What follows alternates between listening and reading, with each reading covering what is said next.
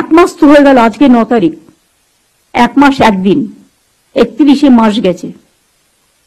আমি অনুরোধ করব পুজোতে ফিরে আসুন, উৎসবে ফিরে আসুন, আর সিবিআই কে বলবো তাড়াতাড়ি বিচারের ব্যবস্থা করুন।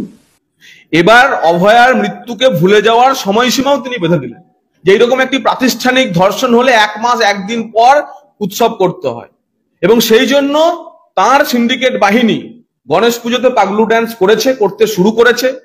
17 তারিখ বিশ্বকর্মা পুজো থেকে তারা পাগলু ড্যান্স করবেন, এবং পিতৃপক্ষে যখন আমরা পূর্বপুরুষের উদ্দেশ্যে তর্পণ করি তখন সেই পিতৃপক্ষে উনি পুজো উদ্বোধন করতে গিয়ে অভয়াকে ভুলিয়ে দেওয়ার চেষ্টা করবেন। কিন্তু ভারতীয় জনতা পার্টির শপথ যে উষা কালের অত্যাচার ভুলতে দেব না। এবার মাথা ভাঙাতে হয়েছে। দ্বিতীয় ঘটনা ঘটলো নৈহাটিতে। আগামীকালই বিরোধী দলনেতা শুভেন্দু অধিকারী মাথা ভাঙা যাচ্ছেন। ওই রাস্তার উপরে আমাদের মিছিল হবে, প্রতিবাদ মিছিল হবে, এবং আমরা বিরোধী দলনেতাকে দলের তরফ থেকে অনুরোধ করব, নৈহাটিতেও আদালতের পারমিশন নিয়ে, পুলিশের কাছে আমরা অলরেডি অনুমতি চেয়েছি, পুলিশ যদি অনুমতি না দেয় আদালতের অনুমতি নিয়ে ওই নৈহাটির ওই রাস্তাতেও আমরা মিছিল করব। কারণ এই ফোঁস বাহিনীকে ছাড়লে চলবে না। বাবুরাম সাপুরের কবিতাতেই বলে দেওয়া হয়েছে যে ডান্ডা এনে ঠান্ডা এদের করতে হবে। এক মাস তো হয়ে গেল, আজকে 9 তারিখ। এক মাস একদিন, 31শে মাস গেছে। আমি অনুরোধ করব পুজোতে ফিরে আসুন, উৎসবে ফিরে আসুন, আর সিবিআই কে বলবো তাড়াতাড়ি বিচারের ব্যবস্থা করুন।